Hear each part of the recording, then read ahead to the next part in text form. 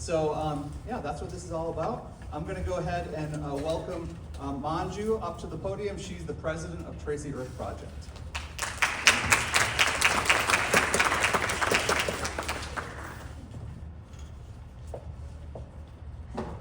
Hi everyone.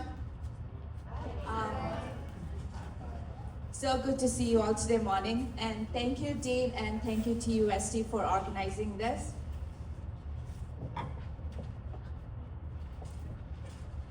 Well, so before I introduce Frank, I just wanted to say a few things about Tracy Earth Project. We are a local nonprofit. We are fully run by volunteers and people who care about the environment and who's passionate about the issues. So we have 4 major programs: the Tracy Earth Day Challenge, Tracy Bike Life Youth, Green Business Network, and the TEP Talks.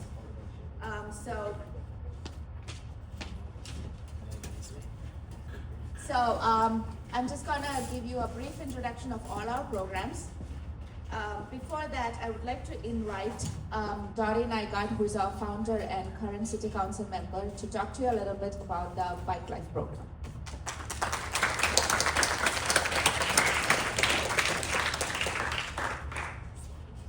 Good morning, everyone. I just have to say, go Bulldogs. Your crosstown match was unbelievable, 69-6.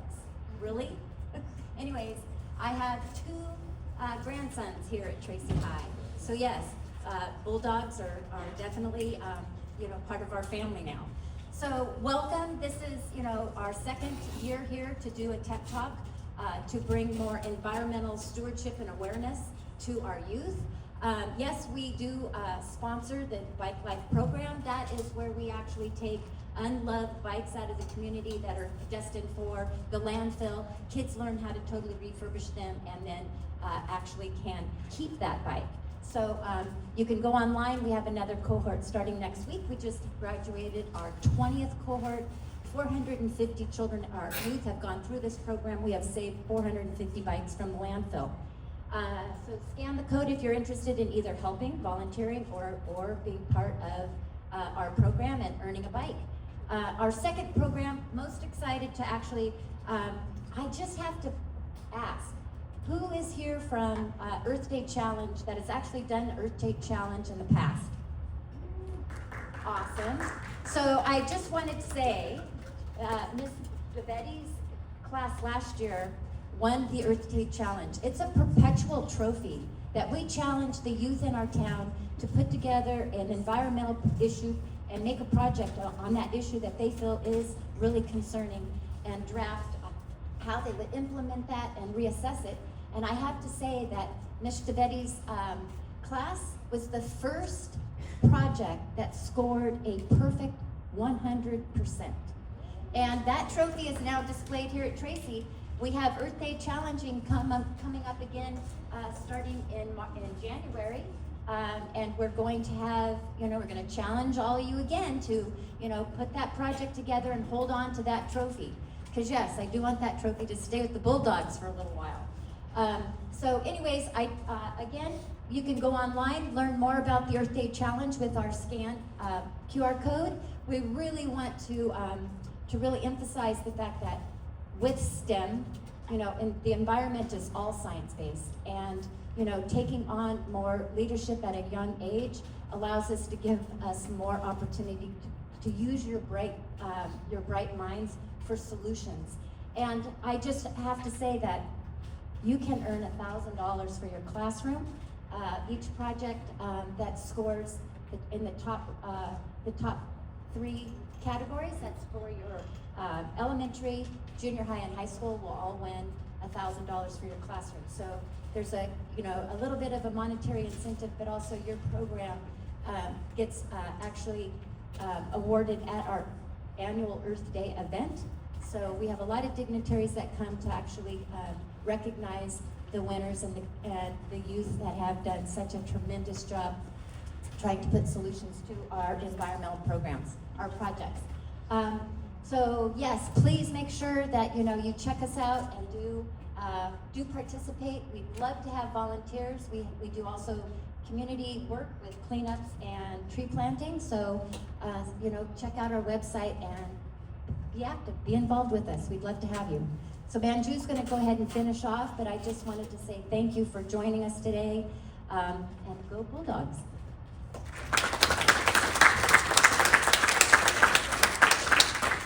Well, thank you, Dottie. And this is a winning team. I really like showing them off. So thank you for that amazing project. So let's move on. I just want to showcase some of the things that volunteers have contributed to our organization. So this here is Kavya. She started volunteering with us in 2023. She was a high school student in Lammersville, and she was very passionate about sustainability and business, and she was very instrumental in helping us start the Tracy Green Business Network, which is one of our other programs. And the Green Business Network centers around a survey which analyzes the sustainability programs or projects that different businesses take part. And so Kavya was very instrumental in doing that, and she's currently in Rose Business School at University of Michigan. So, like I said, our volunteers are doing amazing things still. And this is another two volunteers from Kimball High, Ria and Hafsa Anwar. They were invited to speak at a talk organized by the League of Women Voters, and they talked about air quality in Tracy. And eventually they made an article about the same thing, and Tracy Press published it in July.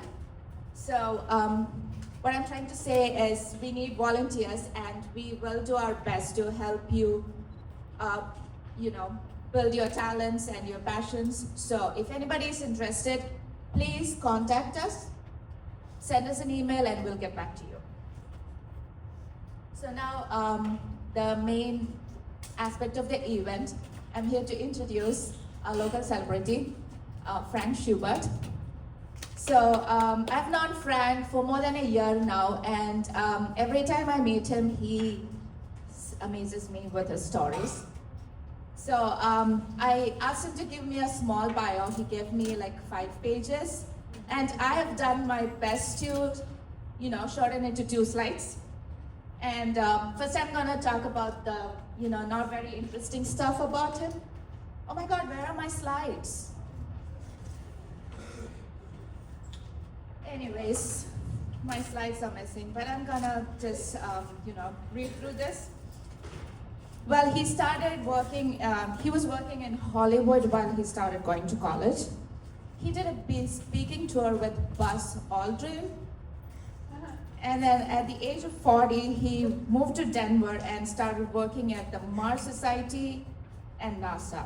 And that's when he developed his steam boy system, which currently has about 40 patents. So that's the, not very interesting mundane aspects about our dear Frank. Now, the very interesting stuffs are, he went to jail, guys, for robbing Ralph Capone, who is the brother of Al Capone's. Yeah. Well, thank you for being the Robin Hood that you are, and the scientist that you are. He is also a music prodigy. He started playing guitar at the age of 8.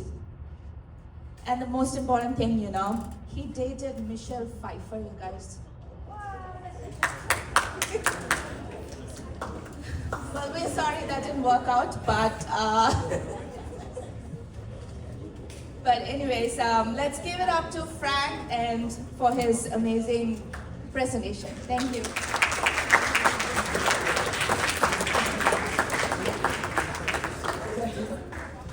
Thank you all. Tracy! All right. This is really fun. I haven't been in high school for a long time. And it's great to see you all here. I'm not exactly a scientist, just very curious. And I make that distinction because when I was working with NASA, the scientists and the engineers are always fighting. scientists invent things that engineers can't build, and they don't care if they can, they just want to show them off. So when people say, what do you do? I'm just a curious guy. I read a lot. When I used to tour with bands, you know, like 9 months a year, I would, it sounds glamorous, but it's one of the most boring jobs you can get, because you stand on the stage and there's an X, you stand there and play the same chords every night. Most of your time is spent in cars, planes, and hotel rooms. So I read a lot. I was reading, you know, 2 or 3 books a week for 20 years. And that's how I kind of got going on all this stuff. So Tracy Renewable Energy is named after this town because I came up with what's called the Steam Boy. Well, the concept was a long time ago, but then the first commercial unit was in Tracy, and it worked. So then we built a bigger one, built one in Madera, one in Pennsylvania, and now we have a much bigger one right down the street, Holly Boulevard. So I'm going to talk about water a little bit because it's a fascinating substance. If you know, one thing that's interesting about water is if it didn't float, there would be no life on Earth, because it would all, when the ice in the winter, the ice would sink to the bottom of the lake and it'd stay there and it'd slowly build up and we'd be the ice ball. I don't know if you ever seen, there's a photo of what they call the ice snowball Earth, and it was at a time when the Earth was completely covered with snow and ice. But luckily that didn't stay. Although I grew up in Wisconsin, it's kind of like that up there. So another thing that's really interesting about water is it's a universal solvent. If you take anything, put a pen in water and wait about 3 years, the pen will dissolve. Maybe not 3 years, might take 10, but anyway, it's called the universal solvent, and it covers 70% of the Earth. Luckily, not a lot of it in Tracy, and it stays in the ocean when it warms up. The thing about it, though, is 99% of this water is not drinkable. The only reason you have drinkable water is evaporation, or rain, basically. Most of the rain falls in the ocean, but the rest of it that falls on Earth, it accumulates into aquifers and things like that, so that that's where we get our drinking water. I don't want to be negative, but if we don't do something about the water situation, we could run pretty low on water in about another 15 years. So most of the world's drinking water is locked up in glaciers and snow and ice. It's not actually in the lakes or, you know, in your faucet. So anyway, that's what happened was when I was on tour once, I bought a book this thick, and it was just about water, and I was just fascinated. Another interesting thing about water is that, you know, the Gulf Stream that moves this water in the air from the Gulf north up around towards Iceland. If it has a lot of energy, and in fact, if you took all the power plants on Earth and used them to run the Gulf Stream, it would only run it for about 12 hours. That's how much energy is in that water. So that's my little spiel about water. Oh, another interesting thing, and this is about air as well. The amount of water on Earth has stayed constant since the dinosaurs. Another thing that I found interesting was that there's certain chemicals in the air. Argon is one. Oh, that's a molecule. But anyway, argon is what's called a noble gas, and it never changes and never disappears. so that in your lifetime, you will breathe in some argon, and there's a very likely possibility that same argon was breathed in by Newton or Einstein, Hitler. That might taste a little weird, but anyway, I always thought that was pretty interesting, that these molecules stay in the air that long. So, let's see if we can make that. I had a little waterfall going there in the movie, but I'm not going to bother with that. So, 70% of all the water in California comes from north of Sacramento, and then 80% of it is used south of Sacramento. So it's a transfer of water, fresh water that is. And California has the largest water system in the world. The canals that run through Tracy they're a really amazing engineering feat. They take water from the Delta and from the north and take it all the way south to Los Angeles. The largest lake in California is the Salton Sea. I don't know if any of you ever been there, but it's in sort of the middle of this desolate place. And it was just a valley. And then around 1903, some greedy farmers wanted more water, so they tried to dig a canal to divert the Colorado River, and it worked a little too good, and the canal flooded, and for 2 years the Colorado River flowed into the Salton Valley, and that's how the Salton Sea became a thing.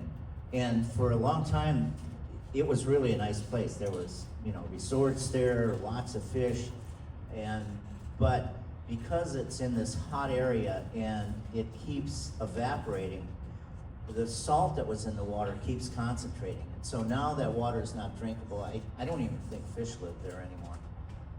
It's pretty nasty. And it's on the Bureau of Land Management's Superfund site to try to clean it up. And I know that because I went down there and worked with those people for a while and found out how political that is. One thing, I probably wouldn't have gotten into this business if I had known how complicated and how vicious the water issues are in California.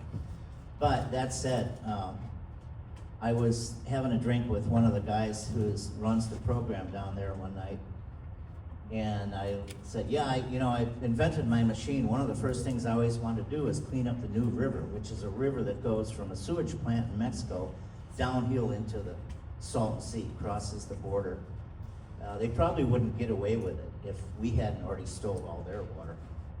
But anyway, this guy looks at me and he says, oh, we don't want to clean that up. And I said, why not? Well, where are we going to dump our dirty water if you clean that up? So that's kind of the politics of California water. So we use about 340 million gallons a day, and that's for everything from drinking water to agriculture to taking a bath. A normal bath will run about 60 gallons. I have to admit, because I clean a lot of water, I will take baths and not feel, it doesn't bother my conscience. Although they say, if it didn't bother your conscience, it just means your memory's not very well good. So, and in California, it's interesting, there's actually a law here that says that everybody has a right to clean water for drinking, bathing, cooking, things like that. There's not, I think there's only one state in the country that has that same law, which, go California. Okay.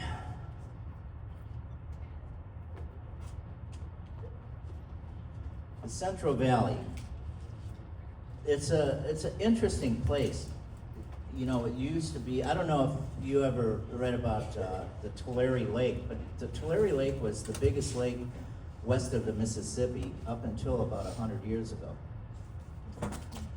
It would flood every year. And there was actually a steamboat on the Tulare Lake back then. And the farmers, there's a great book about how this happened called The King of California, about the Boswells and what was the other guy's name? Get a funny, Sockeye Collier. These were big farmers back in the day, and they started diverting the lake and using the lake for water and for growing. And so now there's no lake there anymore. It took about 80 years and it's completely gone. And it's caused some problems. There used to be about 25 million migratory birds would go through the Central Valley every year, and that was one of their main stops, was Tulare Lake. Now it's down to about 2 million birds, which still I find. I just read an interesting fact about birds. There's a couple of birds that can sleep while they're flying. Boy, you gotta watch where you're going, I guess. You know, I wonder how they do that. I didn't think about that. Oh, and another thing, another interesting fact about that is that there's certain whales that they can sleep with half their brain. So they keep swimming and with one eye open, and half their brain is sleeping, and then when that gets rest, the other side of their brain goes to sleep, gets a little nap. So the Central Valley has some water issues. What is that? I think there's about 32 water systems in the valley that are failing, which means they either don't have enough water or the water is contaminated. What's that town, Alta, I think it is, down south of Los Banos? Their wells, you can't drink the water from the wells, the city wells, so they have to truck in lots of water for that place. So there's, in fact, I have a rich partner that he read about that, and that was one of the reasons he helped get our company going, because he's sort of a philanthropist, and we want to try to clean up that town one of these days, after we get the PFAS out of Tracy. So anyway, the Central Valley it's a really unique place. It grows so much of the world's food here, which takes a lot of water. And our idea is that we want to recycle that water, because the water is never destroyed. You can maybe evaporate it. You know, it can be a solid, a gas, or a liquid. And we want to take that liquid form and turn that all into good drinking water. Oh, so Dean said I should start out with some questions from you guys. But I think that's kind of cool. I usually wait till the end when you're all bored. Hey, how many people are here just to get out of math class? I used to do that. All right.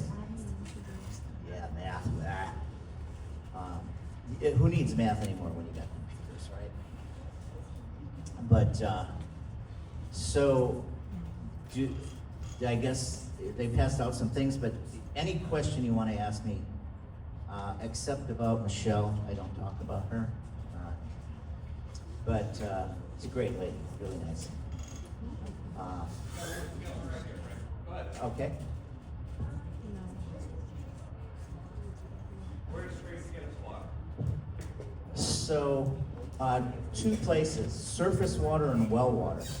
The surface water is water that gets piped into Tracy. I think there's like an 80-mile pipe that comes from the mountains, almost straight east of here, and it connects to a couple of the reservoirs. And so a lot of the Tracy's water, and that's really good water, comes from that's called surface water.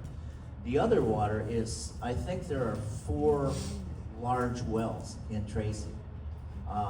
One of them I know real well because we're working on cleaning that water up. It's got a little bit of PFAS in it.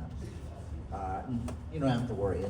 We'll have it cleaned up before you guys got to worry about that. But that's where most of the water comes from in Tracy. We have another question. Yeah. Is water wet? Is water wet? Well, when it's in the sink, it is. If you freeze it, it's not wet, it's cold. And I guess it's still wet when it's a gas in a cloud. Yeah? What would be the most effective way to remove chemical contaminants from water? We'll say it again. What would be the most effective way to remove chemical contaminants from water? The most, just the chemicals in the water, that's the part I heard. What would be the most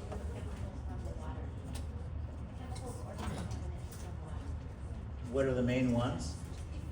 What effective ways? Oh, I'm sorry. My band was playing last night. I hear not today.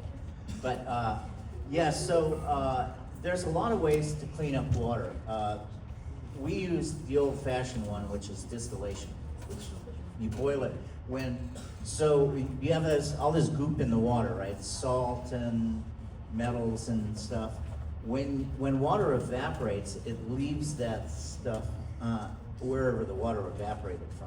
I don't know, if you ever driven through Fremont, you see all the salt and that's actually where a lot of table salt comes from, is the bay. But that's one way to do it. Another way to do it is filters. Reverse osmosis is that's the main one. We use that too.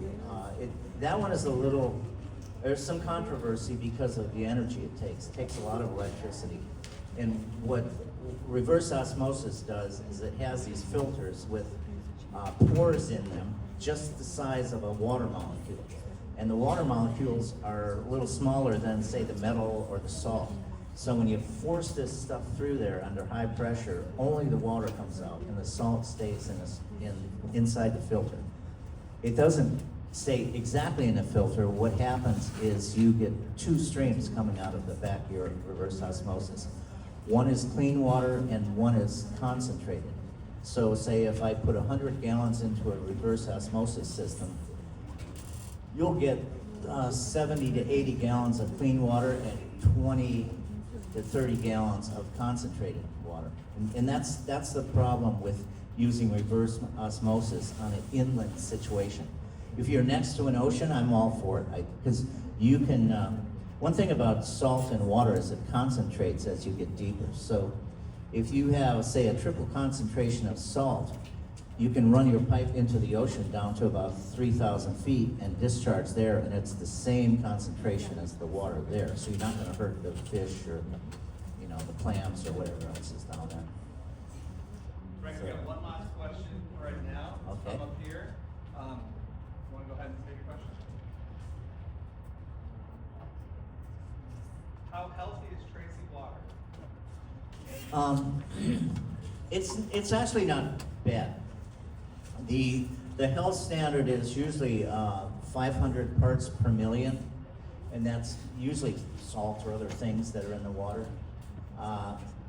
Tracy runs about 300, so it's fairly good water. They discovered a little PFAS in the water, but it's really, what I like about Tracy is it's very progressive, and they're already addressing it. I mean, they just discovered it, I think, last year, and it's already something that we're gonna work out. And we're working with the city on this too, to help clean that water out. We're using renewable energy. That's another thing. All the electricity and the heat that we use to evaporate water we get from burning walnut shells right now. But we're going to use other forms of heat in the near future. Is that it? Okay. Yeah, I've got another one here. So here's the stuff that the Steamboat technology does, and the things that we want to bring into Tracy. We have clean water, clean power, good jobs, a great boss. It's the whole thing that we do now is with renewable energy. We don't use any fossil fuels. We have a process to make hydrogen, and we're going to start doing that. We actually have a hydrogen semi right now. We're going to have electric car charging from our renewable energy. We're going to have the PFAS destruction and carbon capture. That's another thing that we're working at. I think you guys might know Heirloom, they're right next to us, and they're doing direct air carbon capture. What we're working on is what's called stack gas. So when a power plant burns the fuel, the exhaust goes up the stack, and that's really high in CO2. And so we're working on a machine that's going to capture that CO2. And then we're doing biochar production. We kind of stumbled across that one because when we burn the walnut shells, we do it combustion-wise. It's super efficient. We have the lowest emission standards for any solid fuel burner in California, right here in Tracy. One of the things that other people consider negative is that we don't completely burn the walnut shells. We leave 8 to 9% carbon in the ash. Now, most power plants would then run that ash back through there to get the heat out of it. What we do is we adjust the pH, we dry it out, and we give it away as biochar. Right now, they're using it at the landfill for what they call day cover. So when they put all the garbage down and they push it around, they take our ash and put it over that because it's a very good, it sucks up bad stuff out of the soil. So that's kind of all the things that we're working on. That's our system there. So we get water from two sources right now. The trucked water is water that comes from wineries, power plants. I just got a note the other day that some dog food company wants to send us their wastewater.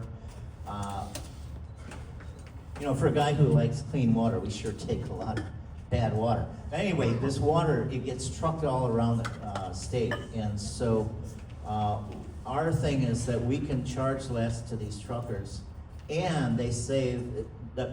There's like 3 places you can put the water. East Bay Mud, where they like organics because they digest it and run their power plant, or landfills like YOLO. There's another one somewhere, Rio Vista. The nice thing about Tracy is we're right next to all these freeways, so we save a lot of gas for these truckers, so they don't have to drive from here to Oakland and back. And if you guys drive that, that's no fun. So we take the water, and then we also take water from the city's wastewater plant. And this is water that's already cleaned of everything but salt. That's the only thing that the wastewater plant in Tracy can't get out. So we take that water, we take the saltiest stream they have, and we run it through our machine, and we turn it into their cleanest stream, and then they use it to dilute their other salty water. So the water comes in, it goes into the steam boy. Well, there's actually a little thing missing here. Sometimes we filter it or pre-treat it. It goes into the steam boy, and I'll show you pictures of the steam boy. The steam boy evaporates it. It turns into clean water. We cool it down because another problem Tracy has once in a while is their water's too warm to put into the stream. And so we have cooling towers so we can cool that water down. And somebody described it the other day. It's like, we're only say we do a 200,000 gallons worth of water, and Tracy does 5 million gallons of water. Well, it's like taking an ice cube and putting it in a cup of coffee. It's not the same volume, but it cools it down pretty good. So the way we do this is we use steam to make steam. We have a typical steam generator that makes high pressure steam, and then that high pressure steam goes into our steam boys and boils the water that's in the steam boys. There are a lot of different reasons why we do this, but and it's not super efficient as far as making steam, but we don't care because we're cleaning the water. And then the brine we get out, we do about 4 or 5% water that we don't clean. It comes out as real thick brine, and then we use the steam to evaporate that down to a dry solid. So we're what's called a zero liquid discharge system. That is our mobile unit. That's a steam boy unit, and that one we took out to Pennsylvania, and I don't know, this is 8 years ago. when fracking was a real big thing in Pennsylvania, was fracking all this gas to get, natural gas, and they use a lot of water. The way fracking works is they take water and they add some chemicals and things and sand, and they force it into these wells at 10,000 psi, which is really high pressure. It cracks the structures down there. The sand flows into these tiny cracks, and then when you pull the water out, the sand holds the cracks open and it lets the gas come out, and that's how they get the gas out of those wells. We built this unit, we took it out there, it was sponsored by the state of Pennsylvania, this test we did, and everybody was real excited, and we were excited because we were gonna sell them about a $15 million machine, until we tested the salt that we pulled out of the water, and it turned out it was radioactive. So they kind of decided that wasn't a good idea to put that salt on the roads, in fact, put it anywhere. So that one fell apart. So you can see, I wanted to show you the scale of what we're doing here. You can see our guy standing there, that's Orlando. He's actually there today running the machine. That's our plant right down Holly. And I'm real proud of this picture because the plant is running right now, and you can see our smokestack. You'll see nothing coming out of it. We have most of what you see there. There's a small part that's the furnace, and all the rest of it is for air control, emissions control. And so it took about 3 years to build. It would have happened quicker, but we started right about a month before COVID hit, shut everything down. And I kind of felt bad for our my billionaire partner. But I always thought, if you're gonna borrow money, borrow it from a pessimist, because they don't expect to get it back. Anyway, we have 30 employees at the height of our construction, and we're running it. So, and we, try to pay everybody really well. Our minimum wage now for beginners is $25 an hour. Goes up to $55 an hour. It costs about $20 million to build what you see. And then behind that, I'll show you another picture. We have another section that's another $20 million that we're building. We have a dryer that we use that I'll show you in a minute. It weighs 240,000 pounds. It was built in Oklahoma, and it took the truck a month to get here because they have to go really slow, and they had to go all the way up to Montana and then come back down here just so they could get under the right bridges and everything. We've had 0 days, so knock on wood, I just feel so lucky. We've had 0 days lost to accidents. No one's been hurt there other than me. I banged my finger a couple times. We clean about 250,000 gallons a day when we're running. That's about 25 swimming pools. That's the dryer. That's the 240,000 pound machine that we have. You can see the guy down there standing on it. That's really a big machine. So what we do with this thing is we take that steam from the steam boy, and now it's steam, right? And we have to condense it back and get rid of the heat. So we fill that thing full of sweet potatoes, and the steam goes through these tubes and it dries the sweet potatoes, and then it comes out the other end, and now it's dry and it can be stored forever. And mainly it's used for pet food. There's our happy dog, and that's what a pile of that stuff looks like. And that stuff will stay forever. When we're running this thing, the dryer, it smells just like Thanksgiving every day in our plant, because it smells like sweet potatoes. This is our power plant that we're building. This is another section of the plant we're building right now. That's a 7.8 megawatt generator. That's enough to power about 30,000 homes, unless you got 5 TVs on and 4 refrigerators, and maybe not that many. But yeah, that'll power about 3,000 homes. We make the steam at a pressure of 650 psi. So that's like, PSI means pressure per square inch. So if you took your thumb, that's about a square inch, and had about 10 of your friends stand on it, that's the pressure on that. And so it's a really high pressure boiler. There's enough concrete in that pedestal there that holds the turbine for about 50 houses. It goes down 7 feet, it's 30 feet wide, 40 feet long, and then it comes out of the ground. It's, I think 240 yards of concrete. We have to do that to hold that turbine down because the turbine spins at 7,600 RPM. So any little jerk in that thing and it wants to fly off. If a piece flew out of that thing that was spinning at 7,600 RPM on our plant, which is about 3 miles down the road, it would probably land at City Hall. That's how fast this thing is going. And that's normal. In fact, there's turbines that spin a lot faster. That's our new boiler that we're building. It's under construction now, so it'll look different when we get done. And you can see the stack. We've got partially part of the stack there. There's about 120 tons of steel in this thing. It's 65 feet high. It's on that side of town. It's the tallest structure. It's a really nice view. You can see all the way here from there. It consumes about 4.5 tons of walnut shells. So when you buy your walnut shells, you can buy them in the shell or you can buy them in a bag that's already shelled.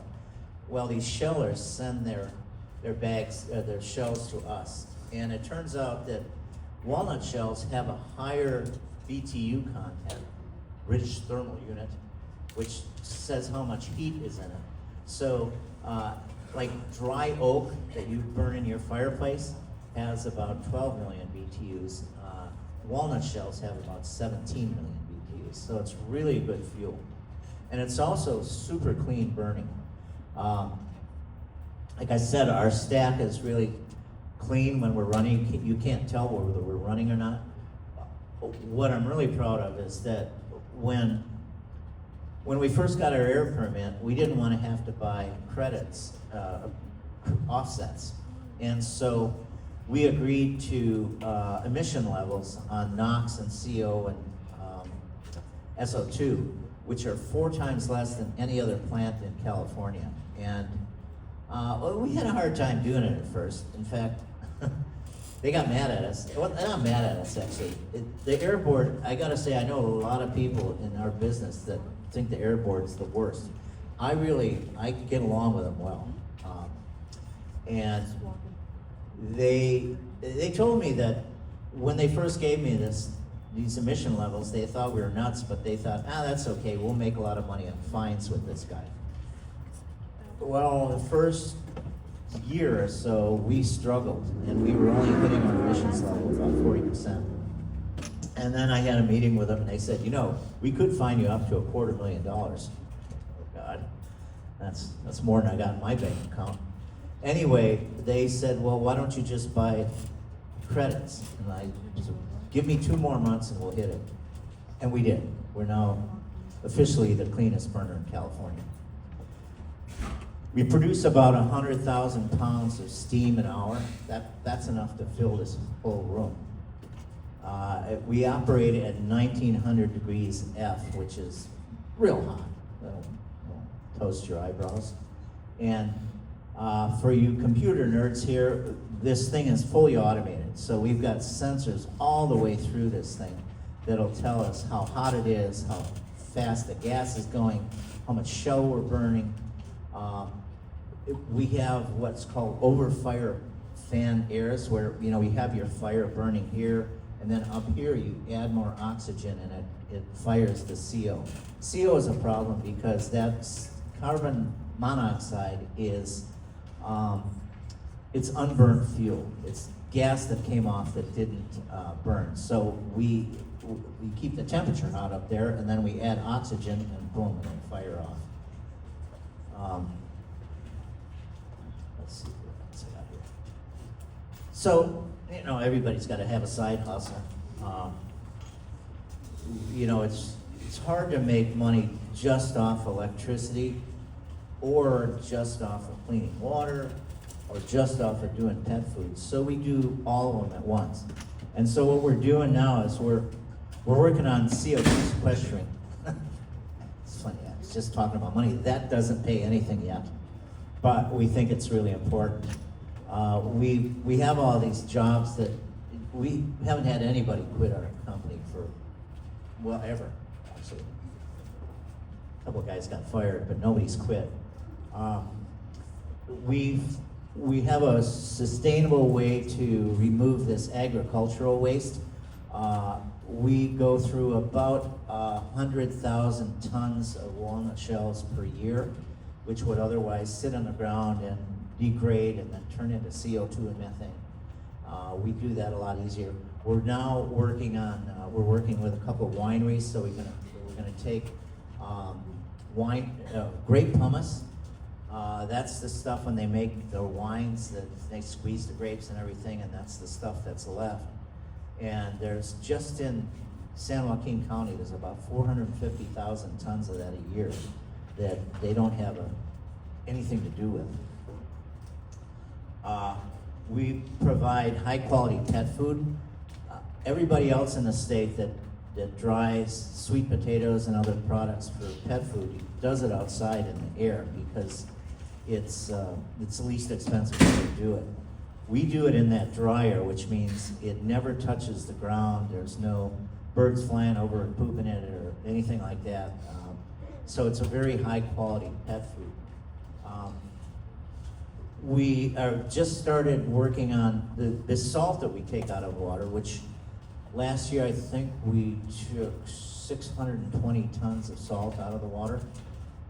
We're now working with a couple industries that are going to use that. You know, this is interesting. I just found this out. We had a guy call us that wants it, and it can be used for pest mitigation in gardens and things like that. I guess if you put some salt around it, the bugs don't like it.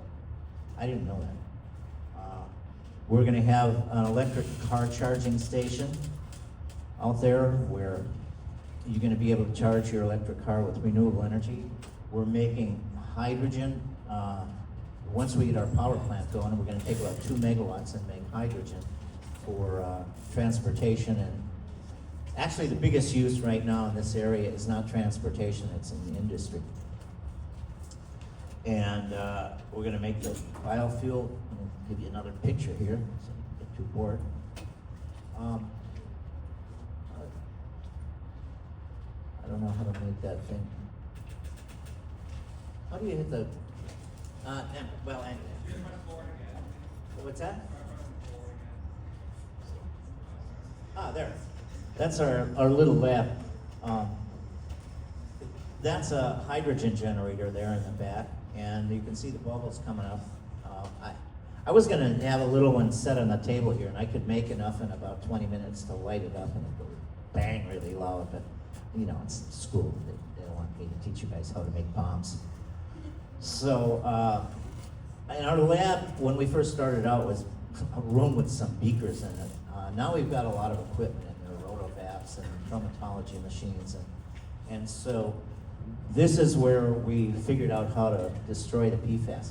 We don't just remove it from water, we destroy it in the water. So we use an electrical charge and this special boron-doped diamond plates, and it creates hydroxy radicals that then attack the PFAS and strip off carbon, and what you end up with is CO2, fluoride ions, hydrogen, and oxygen, which combine to water.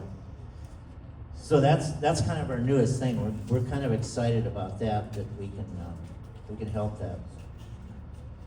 Oh, then I always show this picture. I had the lab in my house about 8 years ago, and I was boiling some water in the pan, and it wasn't boiling like normal water. I had got it from an oil company, and I was looking at it, and it didn't boil, you know, like they make bubbles and stuff. This stuff was just like the Blue Lagoon or something. And I took it outside because it was starting to smell up the kitchen. My kitchen was the lab, mainly when my wife wasn't there. And I thought, I wonder if it'll burn. And it started on fire, and I couldn't put it out. It was the damnedest thing. It just kept going. Anyway, don't try this at home, kids. So when we make hydrogen, hydrogen, water is made up of hydrogen and oxygen.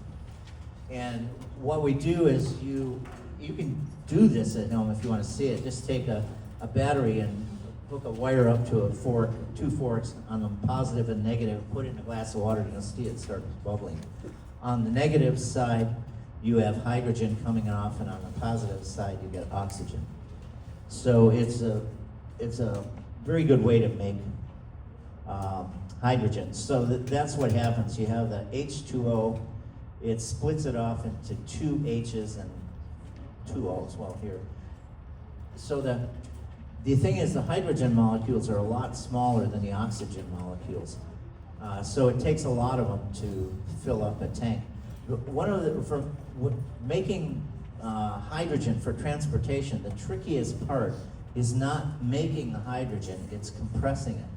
Because you have the lightest molecule on the universe, and you're trying to compress it up to about 700 bar, which is about 6,000 psi. And so you can use hydrogen for a lot of things. We use it in our truck to power the truck. Put it into a fuel cell, it creates electricity, and that electricity runs the motors. But it's used for a lot of industries right now. A lot of people have been telling me, yeah, make hydrogen for cars and everything. Well, the reality in Northern California is hydrogen is really scarce, but not for cars, but for industry. So probably our first customers are going to be like ethanol plants and power plants. You don't have a lot of steel production here, but you can also use it in aviation fuel, although I haven't seen that done yet on a commercial basis, and in power generation. This is an interesting thing. I've learned this a long time ago, that when you add 30%, say you have this fuel, natural gas going into a generator and making electricity. If you add 30% hydrogen, it will cut the hydrocarbon emissions by about 80%. And in fact, one of the first companies I started when I did this was we made hydrogen generators for cars. And you would just, use the cars have more electricity than they need, so you just take some of that electricity, put it into, the positive and negative, make the hydrogen, and blow the hydrogen right into the air intake of the engine. And with the first car I did it on, I didn't realize why this happened until later they told me I had the most inefficient engine on the planet. It was a Ford Exploder, we used to call it. But it gave me about 30% better gas mileage, and when I had it checked, the hydrocarbon emissions went from 29 parts per million to 2. That company didn't take off because around 2000, the car companies put in computers that would not let the fuel lean out. So what happens when you add the hydrogen, the combustion is a lot better, so you don't need as much fuel. Well, now the cars won't let you do that. There's our hydrogen truck. That's, you fill it up with hydrogen, and it uses, the hydrogen goes into a fuel cell, which is this cool machine, and creates electricity, and the electricity runs to the wheels, and it's really a cool truck. It's like driving a computer, a big computer. It's all, and the inside of it is, it's got a big screen, and it's super quiet, and it's also super fast. When they gave it to us, they said, where do you want us to put the speed limit at? And I said, why? And I said, because the guys will get speeding tickets left and right, because it's really fast, even if you're pulling a big truck. Okay. So the biochar is interesting. I didn't really know that much about biochar until 3 or 4 years ago. And it's basically, you can do it a couple different ways. You can burn the walnut, you don't burn them. You heat up the walnut shells or whatever wood, whatever material you have, in the absence of oxygen, so that the gas comes off, but the carbon stays with the fuel, or the char, they call it. It actually just looks like ash, like real black ash. And so what you do then is you take all this material that would otherwise put CO2 or methane into the air, you take that gas off it and use it for something like maybe a power plant or whatever you want. And then you take this ash and you bury it, and now you've sequestered this CO2 forever. And it's really good for farmers. Farmers use it for soil amendments and things like that. And it's really a pretty interesting stuff. There's a lot of, several years ago when it started to get popular, there were a lot of companies that were making these gasifiers, they call them. But the problem was they didn't really sequester, they made the biochar, but they didn't sequester any CO2 because they would run them on natural gas, which I always thought was silly. That's a gasifier there. We partnered with Cummins Diesel. A lot of people would say, what would Cummins Diesel be doing making biochar? Well, a little known fact is that, I don't know if you guys remember this, but Volkswagen got in a lot of trouble for faking their emissions data and got a big fine, $5 billion or something. It's really a lot. Anyway, lesser known, because they had a lot better PR department, was that Cummins Diesel had the same problem.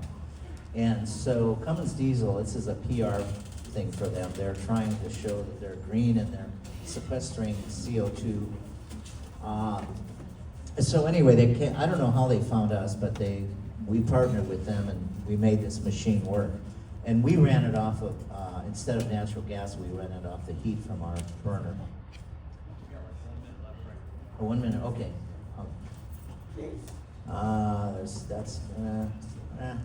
Oh, we won some awards here and there.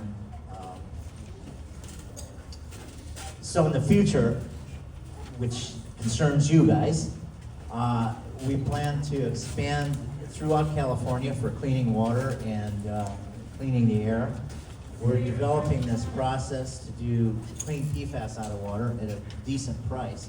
Right now, to get rid of PFAS water, it costs about $1 a gallon, $1 to $3 a gallon actually. We're developing the carbon capture from stack gas. We're making our electrolyzers a lot more efficient. We're actually using AI. Right now, I'm using it mainly for research and studying and for helping me do the complicated chemistry. And then we're developing software now that'll run our machines, basically. You still have to have humans watch it, and I don't want AI to take all the jobs, but anyway. So, any more questions? Yeah, easy ones, I hope. We don't have time for questions. Hey, let's give Frank a round of applause for sharing.